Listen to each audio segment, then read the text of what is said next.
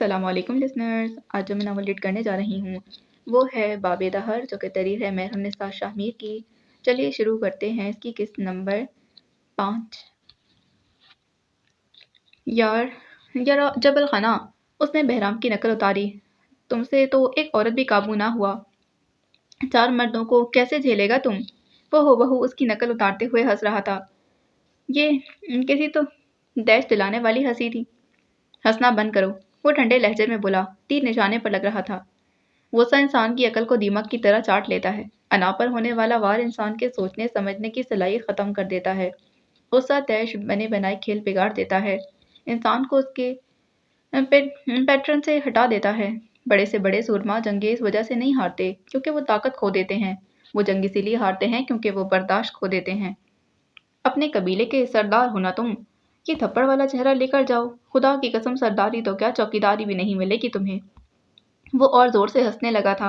हंसते हंसते उसे खांसी का दौरा पड़ा, मगर वो हंसता रहा। जुख्रम तमसादे उसे तकती रही। मैंने कहा ना कि हंसना बंद करो सुल्तान सफदर। उसकी आवाज़ हड्डियां चटखाने जैसी सख्त थी। सुर्ख चेहरा हो रहा था। हाथ की नसें उभर कर बाहर आने लगी। मुकाबिल को अगर मात देनी है तो make them lose their patience. गुस्सा गालिब आएगा तो सिर्फ गर्दन की नसें सख्त नहीं होंगी, बल्कि तुम्हारे हरीफ की एक परफेक्ट प्लान को खींचती रस्सी भी सख्त होगी, ज़रूरत से ज़्यादा सख्त। और ज़्यादा से ज़्यादा गुस्सा आने पर सिर्फ उसके हाथ नहीं लर्जेंगे, वो प्लान की सख्त रस्सी भी उस लरजते हाथ से छूट जाएगी। और और यहाँ होगी तुम्हारी जीत, क्योंकि जहाँ गुस्सा आ जाए वहाँ खेल सिर्फ एक फरीक के हक में जाता है। वैसे एक बात बताओ, वो अपनी हथेली पर जोर देते उठने लगा था। साथ का रहा। जरा सी जदोजहद के बाद वो उठ बैठा। दिलचस्पी से अपने सामने पंजों के बल बैठे जबल खान को देखा। सरदार बनाने के लिए तो कबीले के लोग इकट्ठे होते हैं ना? तुम्हें सरदार बनाने के लिए कौन से नामर्द इकट्ठे हुए थे? जबल का चेहरा एक लम्हे में सुर्ख हुआ था, जबकि वो कहते हुए गर्दन पीछे फेंक कर एक बार फिर हंस पड़ा। उसकी आंखों से पानी बहने लगा। हंसना बंद करो। क्यों, तुम्हें गुस्सा आ रहा है? मारना चाहते हो मुझे? आओ मारो, या फिर नहीं? नहीं है तुम्हें गैरत? गुस्सा आ रहा है जबल? हंसना बंद करो, तुम्हारी गर्दन से तेजी से खून बह रहा है। सुल्तान की हंसी लम्हे के हजारवें हिस्से में थम गई। हंसी और उसकी गर्दन की हरकत से उसका खून वाकई रवानी से बह रहा था। जबल अपनी जगह से उठा। तुम सियासत कर रहे थे मेरे साथ, और मैं तुम्हें स्टडी। उसके अल्फाज चाबुक की तरह सुल्तान के चेहरे पर लगे। तुम्हें क्या लगता है मैं यूं ही तुम्हें उससे कैफे से उठाकर यहाँ ले आया? 7 माह, पूरे 7 माह मैंने तुम्हारे अंदाज, तुम्हारे पैटर्न स्टडी किए हैं। तुम लोगों को मुझे जानते हुए 7 घंटे भी नहीं हुए होंगे, लेकिन मैं पूरे 7 माह से तुम्हारे एक एक अमल पर नजर रखे हुए हूँ। वो कुर्सी पर आकर बैठा। बड़ी फुर्सत और कमीनगी से सुल्तान और उसके बाकी साथियों को देखा। मैं होमवर्क करके आया। वो मुस्कुराया था, मगर कोई उसके साथ मुस्कुरा ना सका। हर एक अपनी अपनी जगह साकित था। अगर सुल्तान सफदर का दिमाग इस आदमी के सामने रद्दी था तो फिर वो बाकी लोग तो किसी खाते में नहीं आते थे। 1 माह कबल जोरगढ़ नीम तारी कमरे में वाहिद रोशनी इन स्क्रीन्स की थी जो दीवार में नस्ब थी। एक नहीं, दो नहीं, ढेर ढेर सारी स्क्रीन्स। उनके ऐन नीचे लंबी मेज और इस मेज के सामने रखी कुर्सी पर कोई बैठा था। उसकी सुरमई आंखें रोशनी पड़ने पर मुख्तलिफ रंगों में मुनक्किस होती थीं। वो स्क्रीन के चौखट पर चलती इन 5 लोगों की तस्वीर देख रहा था जिन्होंने बहुत जल्द उसका मेहमान बनना था। दफतन दरवाजे पर आहट हुई और एक लाउबाली सा नौजवान अंदर आया था। वो कुछ कहते कहते रुका। उसकी नज़र स्क्रीन पर ठहर गई थी। उसके लबों को एक अजीब सी पुरस्रार मुस्कुराहट ने छुआ। फर्ज करो अगर इनमें से कोई मर जाए तो वो कौन होगा? नवारिद कुछ सोचते हुए बोला। सुरमई आंखों वाले मर्द ने स्क्रीन से नज़र ना हटाई थी। मैं इन्हें मारने के लिए नहीं ला रहा, वो हमारे मेहमान होंगे। उसने एक लम्हे का तौक़ुफ़ किया, फिर अपनी कुर्सी को ज़रा सा मुड़ा। अब के रोशनी उसके दाहिने रुख पर पड़ने लगी थी। आधा वजूद अंधेरा, आधा वजूद रोशनी। वो यहाँ से जिंदा वापस जाएंगे, है ना? नवारिद ने सर हिलाया और हल्का सा मुस्कुराया, इस बात से बेखबर कि बहुत जल्द वो अपनी बात से ऐसे मुकरेगा कि तारीख याद रखेगी। वो चला गया। वक्त गुजरा और शाम का पहर आ गया था। दीवार पर लगी ढेर सारी स्क्रीन्स पर इस वक्त 4 मुख्तलिफ लोगों के घर, वर्क प्लेस, कैफ़े की फुटेज चल रही थी। स्क्रीन्स के आगे 3 से 4 लंबी कुर्सियाँ थीं और इन्हीं कुर्सियों में से एक पर इस वक्त जबल खान बैठा था। उसकी आंखों में इस वक्त कोई जज्बा नहीं था। वो एकटक स्क्रीन को तक रहा था। स्क्रीन पर एक मंजर था। स्याह बालों वाली लड़की सफ़ेद जूड़े में मलबूस स्याह कोट बाजू पर लटकाए तेज तेज कदम उठाती आगे बढ़ रही थी। लोगों के रश को चीरते मोबाइल एक कान से लगाए संजीदगी से दूसरी तरफ बात सुनते हुए वो कोर्ट की राहदारियों में खड़े लोगों को खुद को देखने पर मजबूर करती थी। तुमने कुछ सोचा है? हम सब को एक साथ तुमने कुछ सोचा है? हम इनको सबको साथ कैसे लाएंगे? दरमियानी कुर्सी पर बैठे लड़के ने एकदम गर्दन उसकी जानिब मोड़ी। जबल ने नजरें स्क्रीन पर जमा कर रखी। एजेंट इन्हें इकट्ठा करेगा। किस तरह? ये उसका काम है। हमें लोकेशन मिलेगी और तुम्हें एजेंट पर इतना यकीन क्यों है? वो इन्हीं का दोस्त है।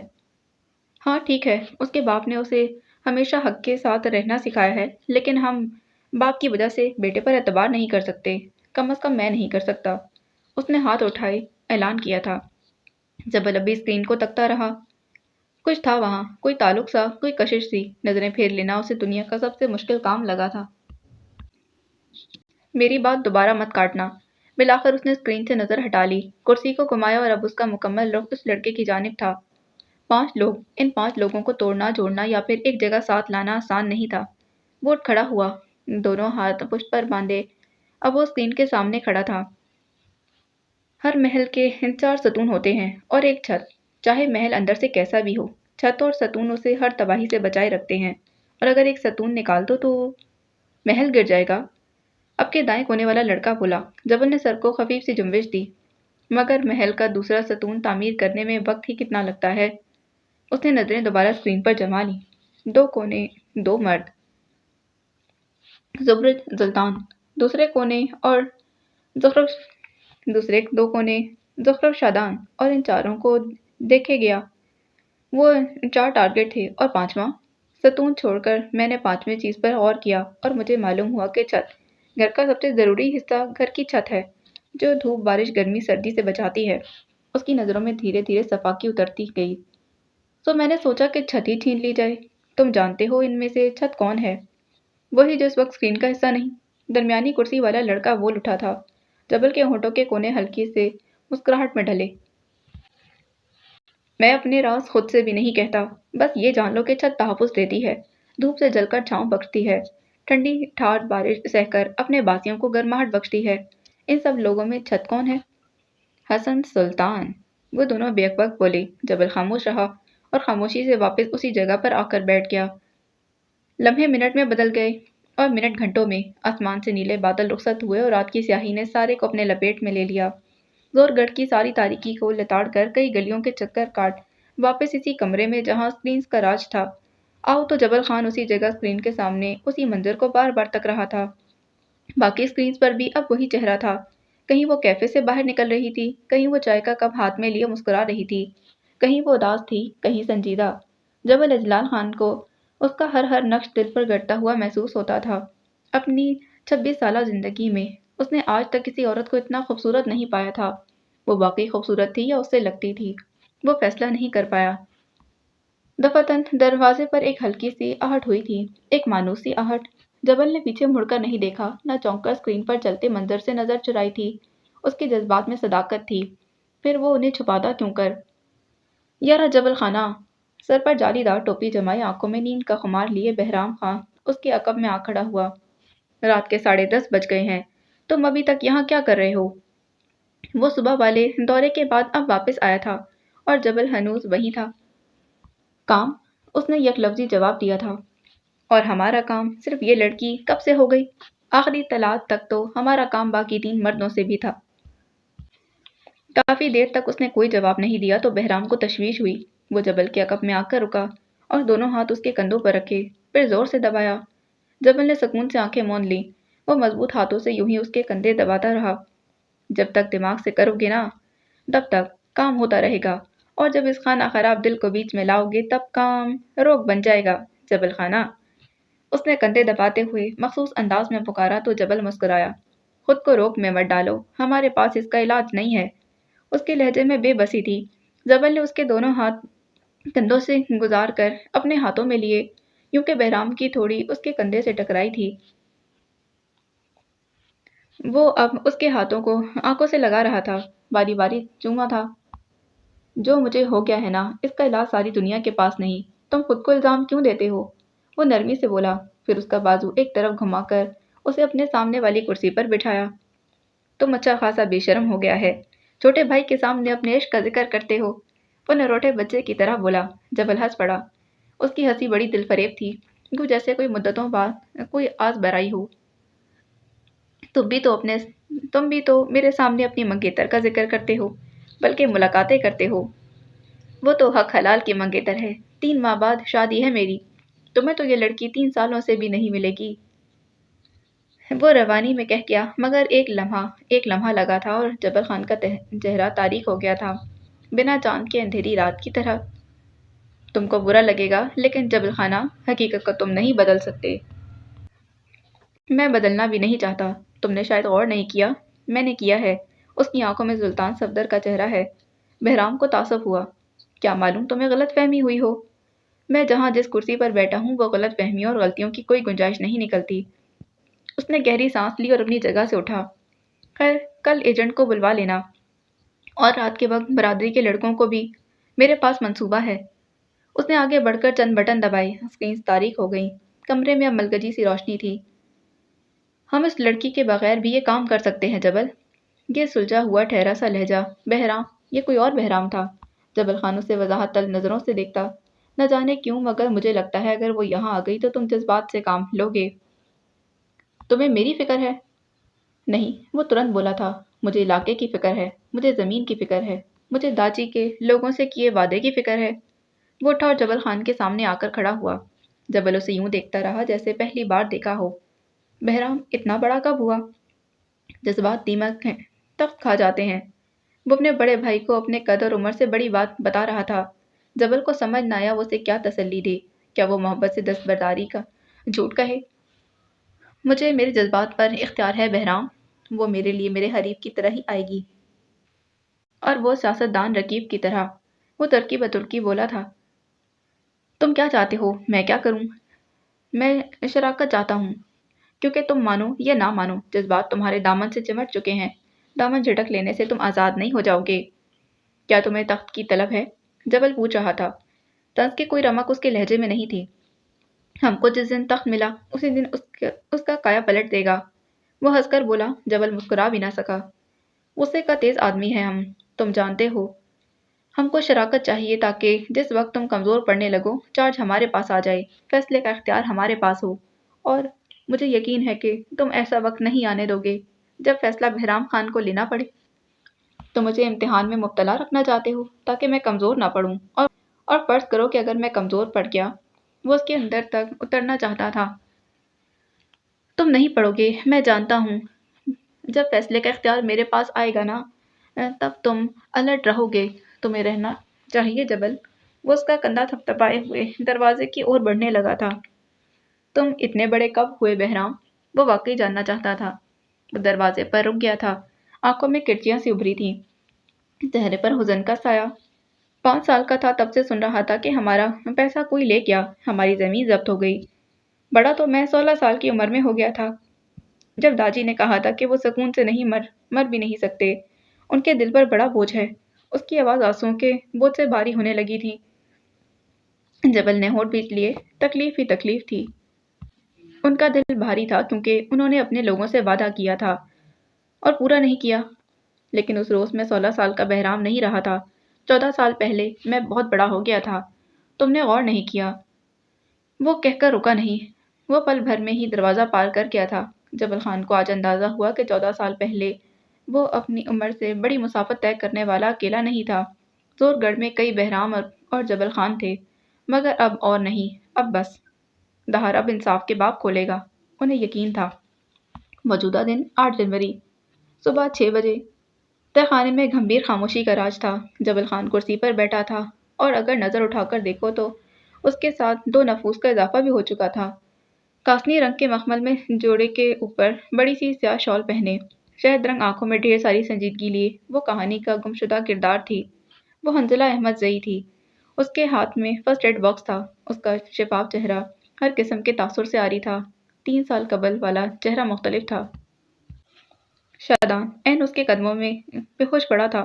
اس کے ماتھے پر جمع ہوا خون اس کی شرٹ سے خالی جسم۔ حنظلہ نے خالی آنکھوں سے دیکھا اور جھک کر اس کی دور پڑی شرٹ اٹھا کر اس کے اوپر ڈال دی تھی۔ اس کا جسم چھپ گیا تھا۔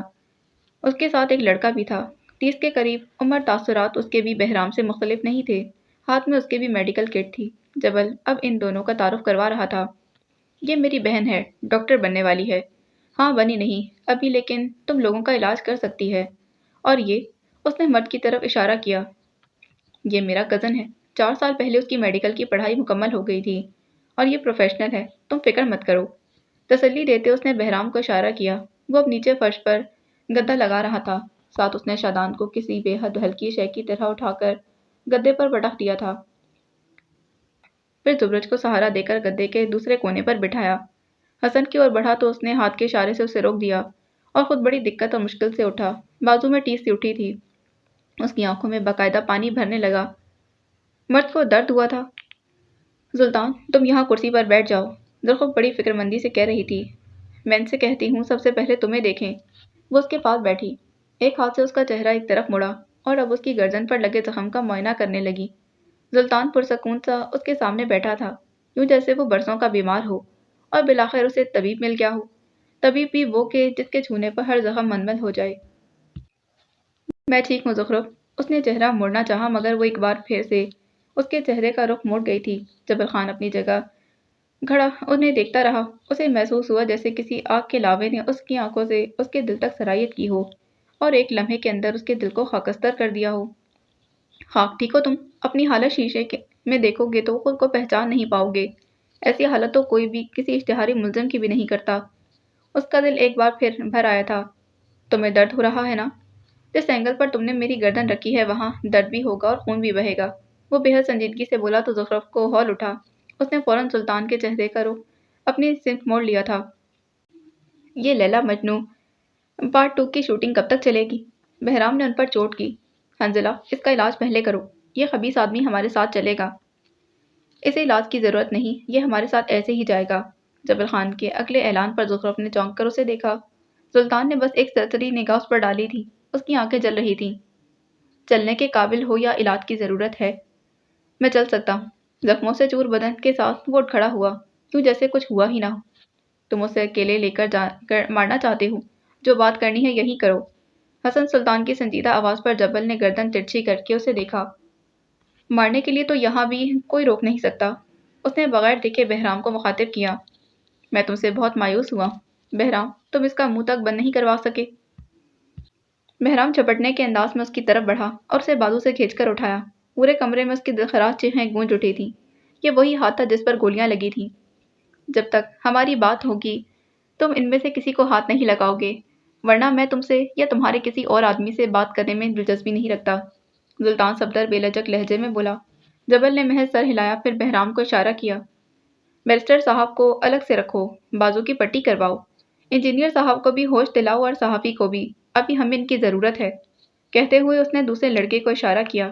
وہ سر کو خم دیتا ہوا آیا اور سلطان کے ہاتھ اس کی پشت پر لے جا کر باندھے۔ اس نے مزاحمت نہیں کی، وہ اس کی پشت پر دھکا دیتے ہوئے اب اسے اپنے ساتھ لے جا رہا تھا۔ سلطان خاموشی سے چلتا رہا، اس کے ذہن میں بہت کچھ چل رہا تھا۔ دہر کا یہ نیا کھلنے والا باب اپنے ساتھ مسائل لایا تھا، ایسے جن کے حل سلطان صفدر کے پاس فی الحال نہیں تھے۔ تھوڑی دیر بعد تہہ خانہ حصوں میں بٹ چکا تھا۔ ایک طرف شادان اور حسن تھے، دوسرے کونے میں زخرف اور زبرج۔ مرد ڈاکٹر شادان کے سینے، گردن اور بازوؤں کے زخم دھو کر ان پر مرہم لگا چکا تھا، ساتھ ایک شرٹ پہنا دی۔ حنظلہ حسن کے بازو کی پٹی مکمل کر کے ہٹی اور اسے اب شادان کے چہرے کو صاف کرنا تھا۔ اس کے ماتھے پر بھی اچھے خاصے زخم تھے، یقیناً یہ بہرام کا کام تھا۔ اس کو بے اختیار اپنے بھائی پر غصہ آیا۔ شادان تھوڑی دیر قبل ہی سینے پر لگنے والی دوا کی جلن سے ہوش میں آ چکا تھا، مگر نیم غنودگی میں تھا۔ آنکھوں کے آگے مناظر دھندلے پڑ رہے تھے۔ حنظلہ نے جو ہی دوا میں ڈوبی روئی اس کے ماتھے سے مس کی، شادان نے دھیرے سے آنکھیں کھولی تھیں۔ اسے درد ہوا تھا، مگر منظر اب بھی دھندلا سا تھا۔ اس کے سامنے کوئی لڑکی تھی اور وہ اس کا چہرہ واضح نہیں دیکھ سکتا تھا۔ حنظلہ خاموشی سے دھیان سے اس کے ماتھے کے زخم کو صاف کرتی رہی اور وہ نیم دھندلی نظروں سے اسے دیکھتا کراہتا رہا۔ کئی بار شادان نے اس کا ہاتھ جھٹکنے کی کوشش کی، مگر بے سود۔ اس کے ہاتھوں میں اتنی سکت نہیں تھی۔ وہ اب اس کے ماتھے پر بینڈیج لگا رہی تھی۔ شادان کی آنکھیں واہ ہوئیں اور جو چہرہ اس کے سامنے تھا اسے دیکھ کر وہ ایک لمحے کے لیے سانس نہیں لے سکا۔ آنکھوں کے آگے سے دھندلاہٹ چھٹنے لگی۔ 3 سال وہ 3 سال سے جس شراب کے پیچھے بھاگتا رہا وہ دہر کے اس باپ کے پیچھے حقیقتاً اس کے سامنے تھی۔ کیا یہ کوئی خواب تھا؟ وہ سخت بے یقین تھا۔ اس نے آنکھیں جھپک کر کھولیں، پھر آنکھوں کا مسئلہ ہر بار کی طرح منظر تبدیل نہ ہوا تھا۔ منظر وہی تھا۔ وہ دم ساتھے سانس لیے بغیر اسے دیکھے گیا۔ پلک جھپکنا، سانس لینا، لبوں پر لگا قفل توڑنا، سب ذہن سے رفو ہوتا گیا۔ اگر یہ خواب تھا تو اسے حقیقت سے خوف آیا تھا، اور اگر یہ حقیقت تھی تو خوف سے زیادہ خوبصورت۔ وہ اس کے چہرے کے زخم صاف کر رہی تھی۔ آنکھوں میں بے تنائی، انداز میں غیر شناسائی تھی۔ سعید شادان شاہ کے لیے یہ لمحہ پھر بھی جنت سا تھا۔ کیا وہ بڑھ چکا تھا؟ یا پھر کبھی کبھار زندگی میں بھی جنت مل جایا کرتی ہے؟ ہانی، اس کے لبوں سے دھیرے سے بغیر آواز کے الفاظ برآمد ہوئے تھے۔ حنزلہ کے سنجیدہ تاثرات میں کوئی دراڑ نہ پڑی۔ ہانی، یہ تم ہو؟ اس کی آواز کہیں دور سے آئی تھی، ایسی آواز جو کئی سالوں سے سیراب نہ ہوتی۔ اس وقت اس کی آنکھوں میں شہر طلسمات کی ساری روشنیاں ٹھہری تھیں۔ ہانی، کچھ بولو، کیا یہ واقعی تم ہو؟ اس نے اب بھی جواب نہیں دیا۔ میں نے تمہیں کتنا ڈھونڈا، تم جانتی ہو؟ وہ ارد گرد سے بے نیاز تھا۔ آدھی آواز دھیمی تھی اور نگاہیں بے قرار۔ ان لوگوں نے تمہیں بھی اغوا کیا ہے؟ اس نے اب کے سیدھا ہو کر بیٹھنے کی کوشش کی، مگر زخم جل اٹھے تھے۔ ہانی، تم کچھ بول کیوں نہیں رہی؟ اس نے ہاتھ بڑھا کر اسے چھونے کی کوشش کی، مگر ایک زناٹے دار تھپڑ اس کی 14 طبق روشن کر گیا۔ وہ چہرے پر ہاتھ لیے بے یقینی سے اپنے سامنے کھڑے بہرام کو دیکھے گیا۔ وہ کب آیا؟ خانہ خراب، طبیب، ماں بہن جیسی ہوتی ہے، تمہیں شرم آنی چاہیے۔ میری بہن ہے وہ، ہاتھ توڑ دوں گا تمہارے۔ وہ اب اس پر غرا رہا تھا۔ حنزلہ کچھ کہے بغیر اپنا سامان سمیٹنے لگی۔ شادان ہکا بکا اسے تک رہا تھا۔ اس کا انداز روبوٹک تھا۔ وہ اب زبرج کی اور بڑھ رہی تھی۔ تم مجھ سے اتنی محبت کرتی ہو کہ مجھ سے ملنے کے لیے مجھے کڈنیپ کروا لیا۔ فرینچ زبان میں کہے ہوئے ان الفاظ نے جہاں حنزلہ کے قدم زنجیر کیے، وہیں بہرام کے ماتھے پر بل پڑے۔ یہ کس زبان میں بات کر رہے ہو تم؟ اس نے ایک زوردار مکہ اس کے منہ پر جڑا۔ خبیث انسان، پہلے بات کرنے تو پھر مار لینا۔ وہ بگڑ کر بولا تھا، یہاں بات شروع کرتا ہوں اور یہاں تمہارا ہاتھ اٹھ جاتا ہے۔ تمیز ہے تم میں؟ 2 لوگوں کو بات کرنے دو گے یا نہیں؟ 3 سال بعد ملے ہیں ہم یار، کوئی اسپیس ہوتی ہے، کوئی تمیز ہوتی ہے۔ وہ بولنے پر آیا تو بولتا ہی چلا گیا۔ زبرج، حسن، زخرف، ہر کوئی بے یقینی سے اسے دیکھ رہا تھا۔ کیا یہ لڑکی تھی جس کے حصول کے لیے وہ 3 سالوں دربدر رہا تھا؟ یہ ذلیل انسان کیا کہہ رہا ہے حنزلہ؟ بہرام اس کی طرف مڑا۔ وہ گڑبڑائی، اس کا دماغ خراب ہو گیا ہے، اگلی بار اس کے سر پر مت مارنا۔ بہرام نے سمجھ کر سر ہلایا، جبکہ شادان مسکرایا۔ تمہیں میری اتنی فکر ہے؟ اوہ، سمجھ سکتا ہوں۔ اب تم اپنے بھائی کے سامنے مجھے تھوڑی پہچان سکتی ہو۔ وہ اب بھی ہانی سے فرینچ بول رہا تھا۔ حنزلہ کے کانوں سے دھواں نکل رہا تھا۔ شادان کو فرینچ بولتا دیکھ بہرام واقعی یقین کر چکا تھا کہ اس کا ذہنی توازن بگڑ چکا تھا۔ اسے تعصب سا ہوا۔ میں نے تمہیں بہت ڈھونڈا ہانی۔ یہ الفاظ مختلف تھے، ان میں ایک حدت سی تھی۔ اس نے اپنے سامان کو جلدی جلدی کٹ میں واپس ڈالا، بہرام کی طرف ایک نظر دیکھا اور تیز تیز قدم لیتی وہاں سے چلی گئی۔ شادان تب تک اسے دیکھتا رہا جب تک وہ وہاں سے غائب نہ ہو گئی۔ وہ یقین اور بے یقینی کی کیفیت میں تھا۔ تہہ خانے میں موجود اس کے باقی دوستوں نے شادان کی آنکھوں میں ایسی چمک آج سے پہلے کبھی نہیں دیکھی تھی۔ قید سے رہائی ملتی ہے، سب نے سنا ہے، مگر کیا قید کے اندر کئی سالوں کی گھٹن سے آزادی بھی ملتی ہے؟ 8 جنوری، صبح 6:30 بجے۔ لکڑیوں کے چٹکنے کی آواز، قہوے کی گرتی ہوئی دھار، بس یہ 2 آوازیں تھیں جو اس کمرے کی مقدس خاموشی میں ارتعاش پیدا کر رہی تھیں۔ سلطان صفدر بندھے ہوئے ہاتھوں اور اٹھی ہوئی گردن کے ساتھ اسی جگہ بیٹھا تھا جہاں تھوڑی دیر پہلے زخرف بیٹھی تھی۔ جبل خان کیتلی اونچی کیے قہوے کی دھار کپ میں گرا رہا تھا۔ ساتھ میڈیکل کٹ لیے وہی آدمی کھڑا تھا جسے سلطان نے تہہ خانے میں دیکھا تھا۔ وہ جبل خان کو نہیں دیکھ رہا تھا، وہ اس کمرے کی ایک ایک چیز کو نقش کر رہا تھا۔ تہہ خانے سے یہاں آتے ہوئے اسے 2 منٹ لگے اور اس کمرے میں بیٹھے ہوئے اس کی سیٹنگ دیکھتے احساس ہوا کہ یہ کمرہ رہائش کے لیے استعمال نہیں ہوتا رہا ہے۔ اس نے یہاں بیٹھے ہوئے جبل خان کو دوبارہ اپنا موبائل نکال کر کچھ دیکھتے ہوئے پایا تھا۔ کیا وہ کسی سے ہدایات لے رہا تھا؟ قہوہ چاہیے؟ قہوہ یا چائے؟ جبل نے سوال کرتے ہوئے ٹرے میں کپ رکھے کپ اس کی اور بڑھائے۔ ایک پہ چائے تھی اور دوسرا قہوہ۔ تمہارا باس کون ہے؟ سرد ہڈیوں کو چڑھا دینے والے سوال پر جبل نے نگاہیں اٹھا کر دیکھا۔ میں اپنا باس خود ہوں۔ پھر تم ماسٹر مائنڈ نہیں ہو، یہ پلان تمہارا نہیں ہے نا؟ اس وقت وہ محض اندازے لگا رہا تھا۔ سچ جھوٹ وہ لوگوں کی आंखों से जानने का आदी था। जबल महजूज हुआ। और तुम्हें ऐसा क्यों लगता है? उसने कहवे की प्याली हाथ में ली, साथ डॉक्टर को इशारा किया। वो सर को खम देते मेडिकल किट से सामान निकालने लगा। साथ उसने सुल्तान के हाथ खोल दिए थे। क्योंकि सब प्लान है, सब फिक्स्ड है। तुम्हारे फैसले, तुम्हारे रिएक्शंस, तुम्हारी स्ट्रेटेजी। तुम जिम्मेदारी का वो खेल खेल रहे हो जहां तुम्हारे कदम भी रस्सी में जमे। जरा सी भूल चूक नहीं, तुम बॉस हो सकते हो, मास्टरमाइंड नहीं। क्योंकि बॉस ऑन दी स्पॉट फैसला लेता है, मास्टरमाइंड नहीं। वो अपने प्लान से नहीं चूकता। मैंने तुम्हें एक बार भी ऑन दी स्पॉट फैसला लेते नहीं देखा। तुम वो कर रहे हो जो तुम्हें करने को कहा गया है। वो बोलते हुए रुका। डॉक्टर के हाथ से रुई और दवाई ली, खुद अपने चेहरे पर मलने लगा। तकलीफ से उसकी आंखों में सुर्खी सी दौड़ जाती थी, मगर यही आंखें वो जबल खान की आंखों में गाड़े बैठा था। मास्टरमाइंड कौन है? मुझे उससे मिलना है, उसने अपना मुद्दा दोहराया। लेकिन मैंने तो कहा ही नहीं कि कोई मास्टरमाइंड है भी। यहाँ सब मैं हूँ, जबल इदलाल खान। क्या तुम्हारा मास्टरमाइंड कोई ऐसा इंसान है जिसे सामने नहीं लाया जा सकता? सुल्तान ने दवा की शीशी मेज पर रखी, फिर झुककर दवाई को हल्का सा भिगोया। और अब वो इसी रुई को अपने होठों के पास थोड़ी के नीचे मल रहा था। या फिर कोई ऐसा जिसे मेरे सामने नहीं लाया जा सकता। तुम यहाँ मेरे सवालों के जवाब देने आए हो, ना कि मैं तुम्हारे। तुम मेरे होस्टेज हो, मैं तुम्हारा नहीं। उसने कहवे के घूंट लेते दिलचस्पी से कहा। एजेंट सही कहा था। सुल्तान सफदर को मात देना आसान नहीं था। वो खेल के हर दाव पेच से वाकिफ था। वो वाकई सुल्तान था। लेकिन तुम्हें कोई बात करनी ही नहीं है। तुम एक फॉर्मेलिटी पूरी कर रहे हो। हमें बारी बारी यहाँ लाना तुम्हारे खेल का हिस्सा है। उसने रुई मेज पर रखी और अब रुई के गोले से ताज़ा रुई खींचकर निकाल ली थी। जबल बड़े दिमाग से उसे देखता रहा। ये तुम हो ही नहीं। मैं लोगों को उनके काम से नहीं, काम के अंदाज से जज करता हूँ। तुम्हारा हमें यहाँ लाने में, बात करने में कोई इंटरेस्ट नहीं। तुम बस हिदायत फॉलो कर रहे हो। तुम्हारे काम करने का तरीका मुख्तलिफ है। सही कहा ना? उसने दूसरी रुई पर वापस मेज पर ही रखी। जख्म साफ हो चुके थे। वो अपना स्वेटर उतार रहा था। एकदम ही पट्टों में ऐसा खिंचाव महसूस हुआ कि सुल्तान सफदर की रूह तक बिलबिलाई थी, मगर मुंह से हल्की सी कराह निकली और उसने आंखें मींच ली। सुल्तान, मुझे तुमसे, तुम्हारे दोस्तों से, किसी से कोई मतलब नहीं। लेकिन मैं तुम्हें अपनी पोजीशन समझाना चाहता हूँ, क्योंकि मैं वायलेंस पर यकीन नहीं रखता। जबल कह रहा था और सुल्तान अपने सीने, पसलियों और गर्दन के जख्म साफ करते खामोशी से उसे सुन रहा था। तुम्हें लगता होगा कि ये इंतहाई बचकाना अमल है जिसके तहत मैं तुम्हें और तुम्हारे दोस्तों को यहाँ ले आया हूँ। इतने बड़े खानदानों के इतने मशहूर लोग, लेकिन ये सब एक प्लान के तहत हुआ है। तुम्हें नहीं लगता तुमने वाकई बचकाना अमल दोहराया? रुई वाला हाथ हवा में लहराते सुल्तान ने संजीदगी से उसकी बात काटी। ठीक है, हमने वीडियो बना दी। तुम हम तुम्हारे हक के लिए लड़ने लगे। फिर क्या होगा? तुम हमें वापस छोड़ाओगे क्या?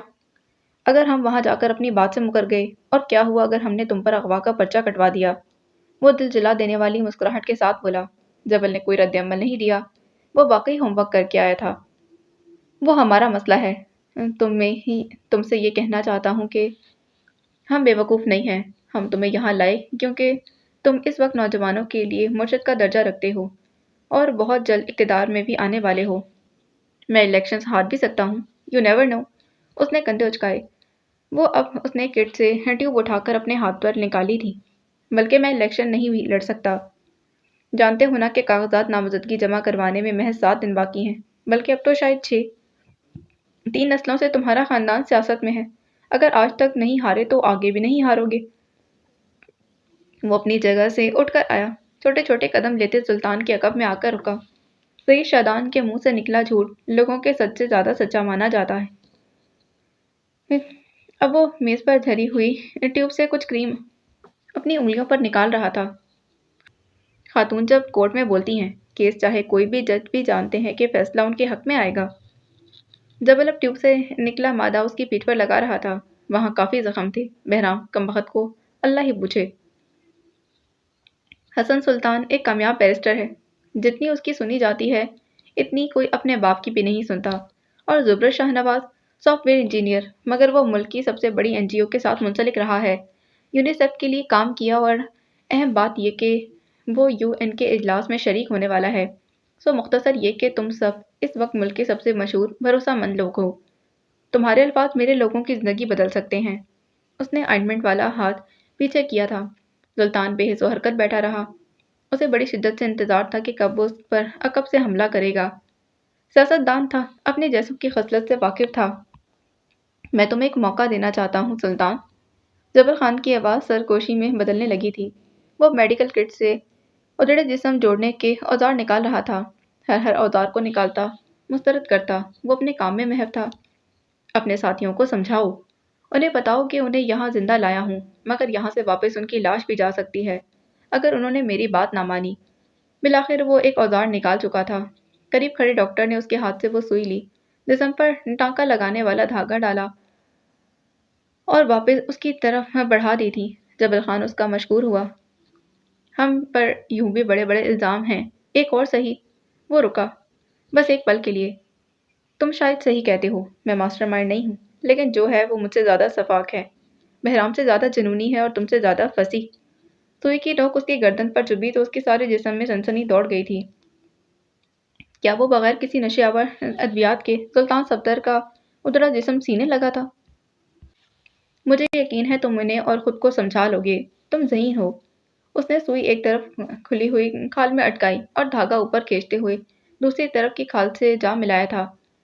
سلطان کا رہا، اسے درد ہوا تھا، شاید درد، شدید درد۔ زخم پر زور پڑنے لگا تو خون مزید تیزی سے بہنے لگا۔ وہ ضبط کے کڑے مراحل سے گزرتا چپ چاپ درد سہتا رہا۔ جبر خان کسی ماہر ظالم ڈاکٹر کی طرح اس کے جسم میں ٹانکے لگاتا رہا، یہاں تک کہ اس کا جسم مکمل طور پر بند ہو گیا۔ اس نے چھوٹی سی میڈیکل کینچی سے دھاگا کاٹا اور روئی سے اس کی گردن صاف کی۔ سلطان اعتراف کرنا چاہتا تھا کہ اگر اسے اس وقت بھرم نہ رکھنا ہوتا تو وہ باقاعدہ چیخ چیخ کر روتا۔ درد تو نہیں ہوا نا؟ وہ روئی سے اپنے ہاتھ صاف کرتے ہوئے سرسری سا بولا۔ میری اماں کہتی ہیں جبل خان کا ہاتھ بہت ہلکا ہے۔ کہتے ہوئے وہ مسکرایا تھا۔ سر سلطان کو اس کا سویٹر اٹھا کر دیا۔ پہنو اور میرے ساتھ چلو، تمہیں گھر دکھاتا ہوں۔ سلطان نے مرے مرے ہاتھوں سے اپنا ہائی نیک سویٹر اٹھایا اور واپس پہن لیا تھا۔ اسے اپنا جسم سن ہوتا محسوس ہوا۔ تمہیں معلوم ہونا چاہیے تم کہاں ہو اور یہاں سے نکلنا کتنا مشکل ہے۔ تھوڑی دیر بعد اس نے جبل کے ساتھ گھر کے کئی حصے دیکھے۔ وہ اسے ایک مہمان کی طرح اپنا سارا گھر دکھاتا رہا۔ 7 راہداریاں، 7 کمرے اور اگلے 7 منٹ بعد وہ اسے واپس تہہ خانے میں چھوڑ گیا تھا۔ ان 4 اسیروں نے 5ویں اسیر کو واپس آتے دیکھا۔ کچھ تھا جو انہیں کھٹک گیا تھا، کچھ تھا جو اس ایک اسیر کے چہرے پر بدل گیا تھا۔ سلطان صفدر اس چہرے کے ساتھ واپس نہیں آیا تھا جس کے ساتھ وہ گیا تھا۔ آدھا گھنٹہ قبل، جس وقت سلطان صفدر اس گرم کمرے میں بیٹھا اپنے زخموں پر مرہم لگا رہا تھا، اسی وقت اس ٹھنڈے تہہ خانے میں 4 لوگ خاموشی سے بیٹھے تھے۔ اوپر کو جاتے زینوں پر 2 مسلح افراد کھڑے تھے۔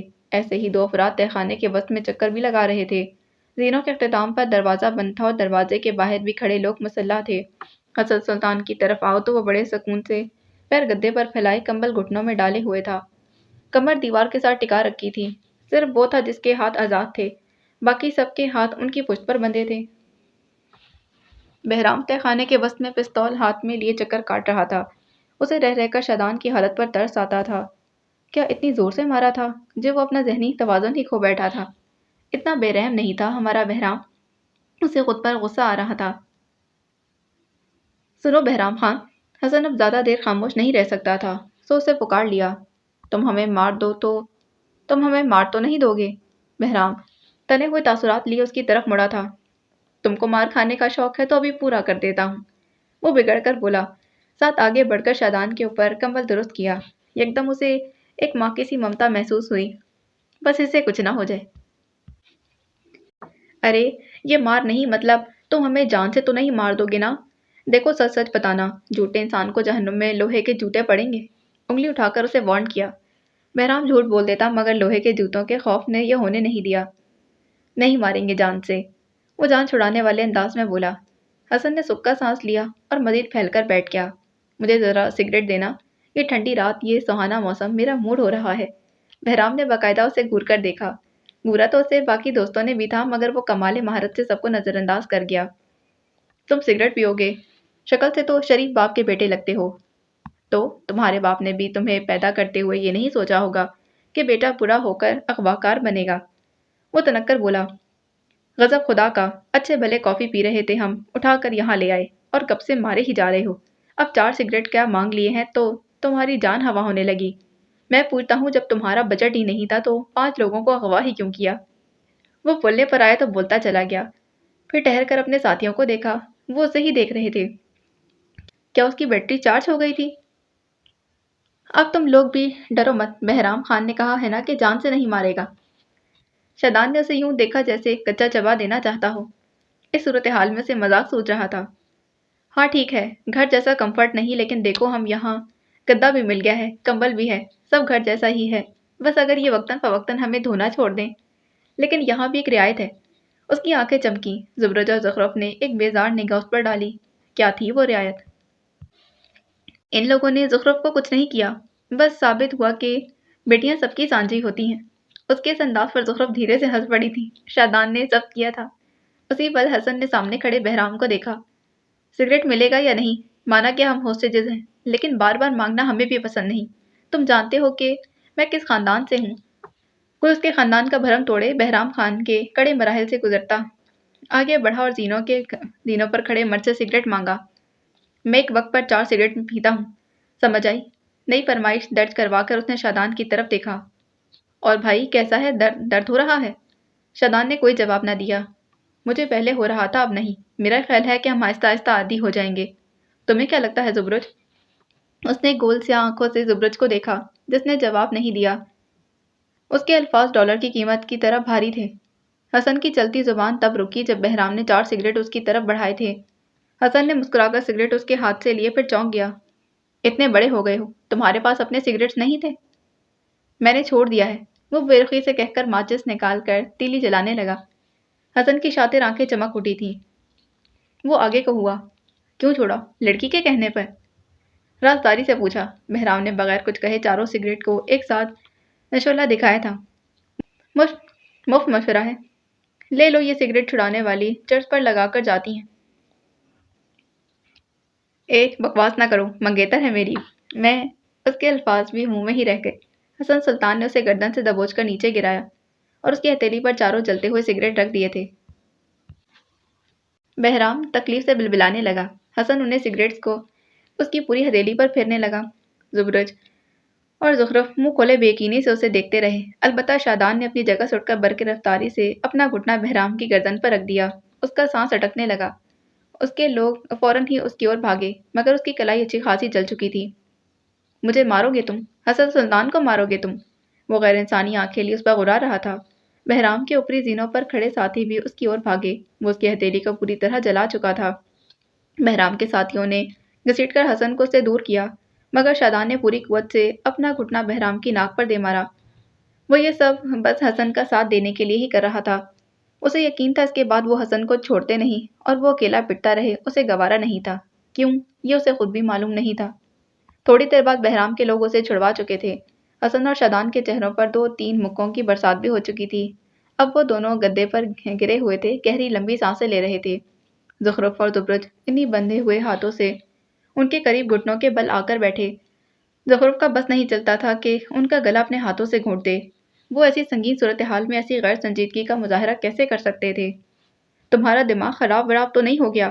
وہ تمہیں کتنا مار سکتا ہے؟ تمہیں اندازہ بھی ہے؟ وہ حسن کو ڈپٹنے لگی. پس منظر میں بہرام حسن کی ماں بہن کی گالیاں نکال رہا تھا. اس کے ساتھی بڑی مشکل سے اسے سنبھال رہے تھے. اس کا ہاتھ جل رہا تھا. اوہ خدایا، اس کی روح تک جل رہی تھی. اس کی ہر گالی کے جواب میں شادان 4 گالیاں مزید دے رہا تھا. باقی اگلی قسط میں جانے سے پہلے چینل کو سبسکرائب کریں، ویڈیو کو لائک کریں، بیل آئیکن کو پریس کرنا ہرگز ہرگز ہرگز نہیں بھولنا. ملتے ہیں اس کی اگلی ایپیسوڈ میں. اللہ حافظ.